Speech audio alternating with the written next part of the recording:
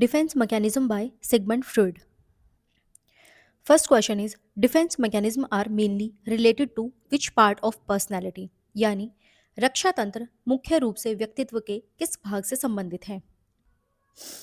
इसका पहला ऑप्शन है एड, दूसरा है ईगो, तीसरा है सुपर ईगो और चौथा है कॉन्शियस माइंड यानी चेतन मन. सो इसका राइट आंसर होगा option B ego. Next question is who introduced the concept of defence mechanism यानी रक्षा तंत्र की अवधारणा किसने प्रस्तुत की?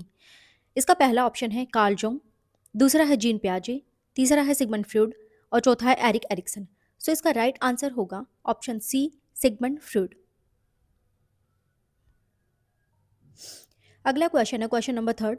विच defence mechanism involves pushing painful thoughts into the unconscious यानी दर्दनाक विचारों को अचेतन मन में दबा देना किस रक्षा तंत्र का उदाहरण है? इसका पहला ऑप्शन है रिग्रेशन यानी प्रतिगमन, दूसरा है रिप्रेशन यानी दमन, तीसरा है प्रोजेक्शन यानी प्रक्षेपण और चौथा है सब्लिमेशन यानी उदात्तीकरण. इसका राइट आंसर होगा ऑप्शन बी रिप्रेशन, जिसे हिंदी में दमन कहा जाता है. Next question is question number fourth. Attributing one's own unacceptable feelings to others is called यानी दर्दनाक विचारों को अचेतन मन में दबा देना किस रक्षा तंत्र का उदाहरण है? इसके ऑप्शंस देखते हैं. इस क्वेश्चन को दोबारा देखते हैं. Attributing one's own unacceptable feelings to others is called यानी अपनी ही अस्वीकार्य भावनाओं को दूसरों पर थोपना कहलाता है. इसका पहला ऑप्शन है डिस्प्लेसमेंट यानी विस्थापन, दूसरा है रैशनलाइजेशन यानी युक्तिकरण, तीसरा है प्रोजेक्शन यानी प्रक्षेपण और चौथा है डेनियल यानी निषेध.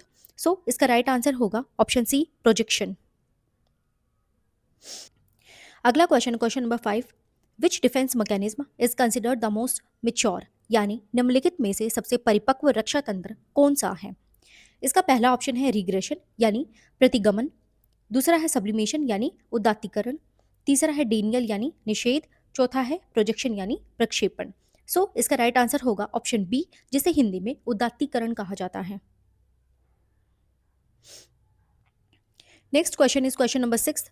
Channelling aggressive impulses into socially acceptable activities is known as यानी आक्रामक प्रवृत्तियों को सामाजिक रूप से स्वीकार्य कार्यों में बदलना कहलाता है. इसके ऑप्शंस देखते हैं. ऑप्शन ए सब्लिमेशन यानी उदात्तीकरण, ऑप्शन बी रिएक्शन फॉर्मेशन यानी प्रतिक्रियात्मक गठन, तीसरा ऑप्शन है रिप्रेशन यानी दमन और चौथा है फिक्सेशन यानी स्थिरीकरण.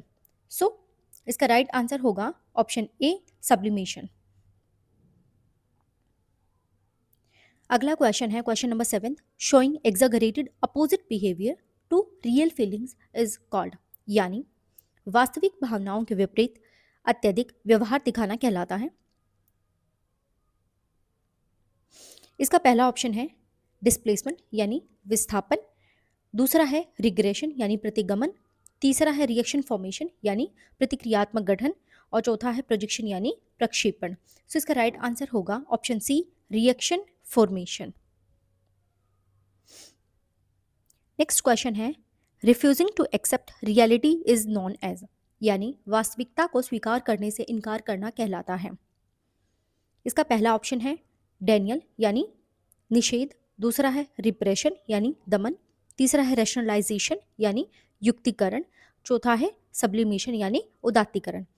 इसका राइट आंसर होगा ऑप्शन ए डेनियल, जिसे निषेध कहा जाता है. Next question is shifting emotions from a dangerous object to a safer one is called यानी भावनाओं को किसी खतरनाक वस्तु से सुरक्षित वस्तु पर स्थानांतरित करना कहलाता है. इसके ऑप्शंस देखते हैं. ऑप्शन ए प्रोजेक्शन यानी प्रक्षेपण, ऑप्शन बी डिस्प्लेसमेंट यानी विस्थापन, ऑप्शन सी रिग्रेशन यानी प्रतिगमन और ऑप्शन डी है कंपनसेशन यानी प्रतिपूरण. इसका राइट आंसर होगा ऑप्शन बी डिस्प्लेसमेंट.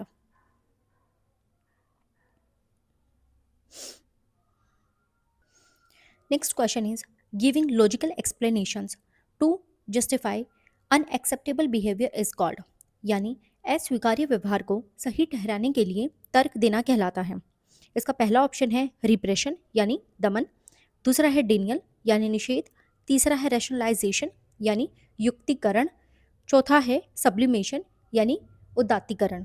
सो इसका राइट आंसर होगा ऑप्शन सी, रैशनलाइजेशन, जिसे युक्तिकरण कहा जाता है।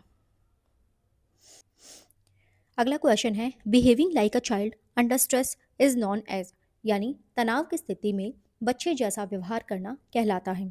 ऑप्शन ए फिक्सेशन यानी स्थिरीकरण, ऑप्शन बी रिग्रेशन यानी प्रतिगमन, ऑप्शन सी डेनियल यानी निषेध, ऑप्शन डी प्रोजेक्शन यानी प्रक्षेपण। सो इसका राइट आंसर होगा option B regression. Next question is question number 12, over emphasised strengths to hide weakness is called, यानी अपनी कमजोरियों को छिपाने के लिए शक्तियों को बढ़ा चढ़ा कर दिखाना कहलाता है। इसका पहला ऑप्शन है कंपनसेशन यानी प्रतिपूरण, दूसरा ऑप्शन है प्रोजेक्शन यानी प्रक्षेपण, तीसरा है रिप्रेशन यानी दमन, चौथा है डिस्प्लेसमेंट यानी विस्थापन। सो इसका राइट आंसर होगा ऑप्शन ए कंपनसेशन, जिसे हिंदी में प्रतिपूरण कहा जाता है। Next question is question number 13, blaming others for one's own failures is an example of, यानी अपनी असफलताओं के लिए दूसरों को दोष देना किस रक्षा तंत्र का उदाहरण है।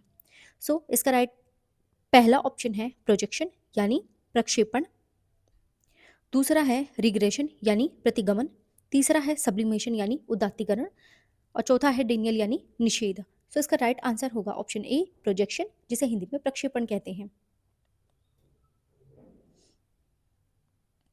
Next question is question number 14, defence mechanisms help the individual to reduce, यानी रक्षा तंत्र व्यक्ति को किससे बचाने में सहायता करता है।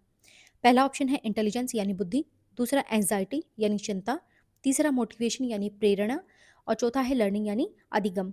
सो इसका राइट आंसर होगा ऑप्शन बी एंजाइटी।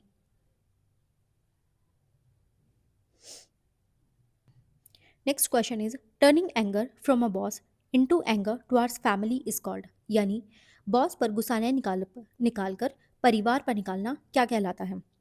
इसके ऑप्शंस देखते हैं। Option A projection, option B reaction formation, option C displacement, option D rationalisation. So इसका राइट आंसर होगा ऑप्शन सी डिस्प्लेसमेंट यानी विस्थापन।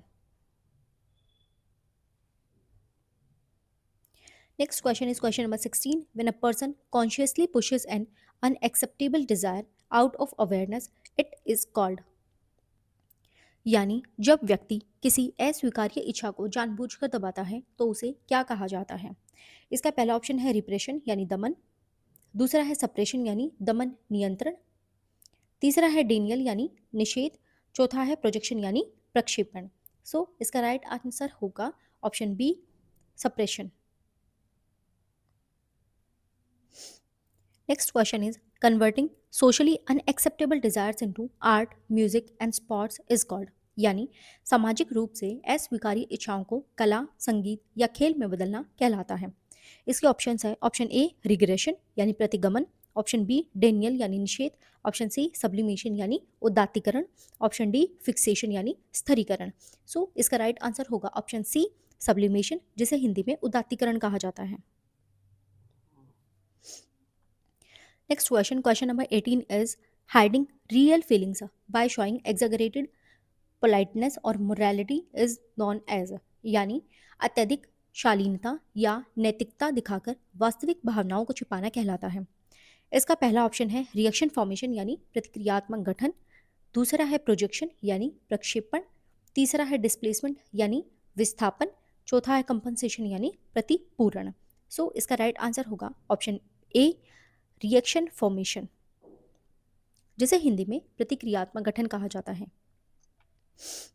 Next question is question number 19, returning to an earlier stage of development under stress is called, यानी तनाव की स्थिति में व्यक्ति का पहले के विकास स्तर पर लौट जाना कहलाता है।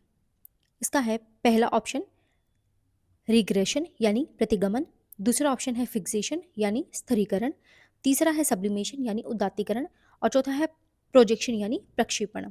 सो इसका राइट आंसर होगा ऑप्शन ए रिग्रेशन, जिसे हिंदी में प्रतिगमन कहा जाता है।